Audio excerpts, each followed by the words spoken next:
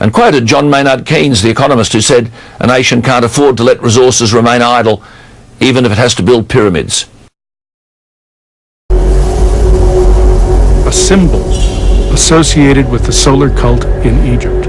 A solar cult that is very closely allied with the king and with his journeys into the afterlife.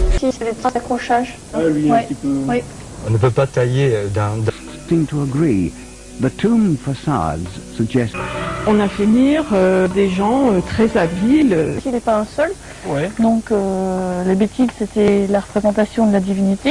Ouais, donc il est matin sous la forme d'une simple pierre, qu'on appelle antique parce qu'il n'y a aucune représentation figurée dessus. Donc c'est pas de la sculpture avec visage, etc. Et donc chacun des bétiles représente une divinité. Parce que quand il y a deux dans une niche, c'est sans doute parce que ça représente deux divinités. These are essentially stone blocks. Les petites.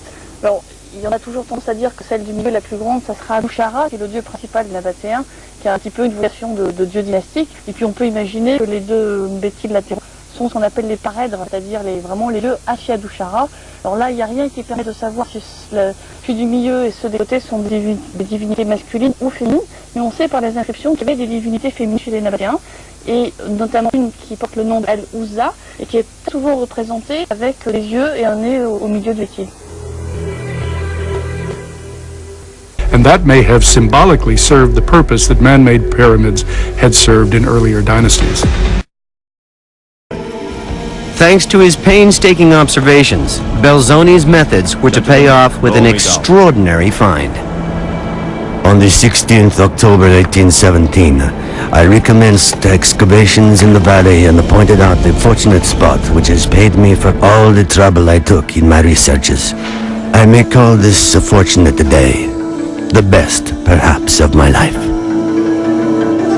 The circus strongman had stumbled across the finest tomb ever discovered in Egypt. Surrounded by stunning wall paintings, hieroglyphs, and reliefs, Belzoni was amazed. He was the first man in thousands of years to behold the burial site of one of Egypt's greatest pharaohs, King Seti I.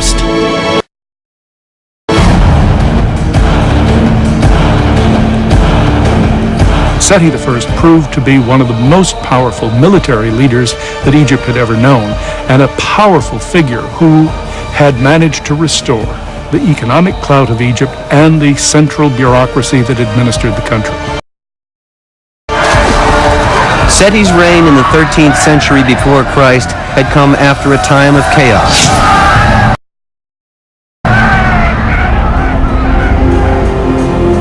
He had rescued Egypt from a potential civil war, reinforced its borders, and ushered in a new age of prosperity.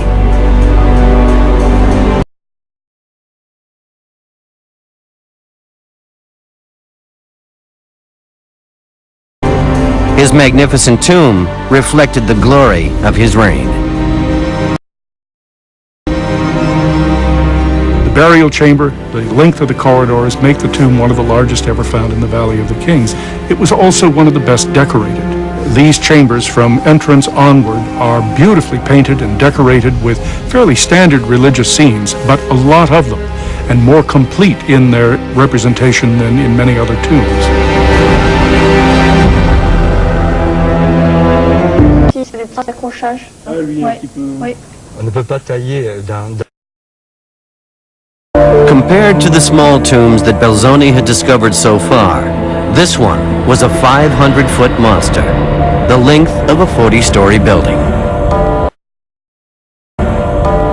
If you took a regular tomb and said it was about 100 feet long, a bit like a 10-story apartment building but built on its side, Seti's tomb was about 4 times the size of that. So Seti's tomb is the skyscraper to an ordinary tomb's apartment block.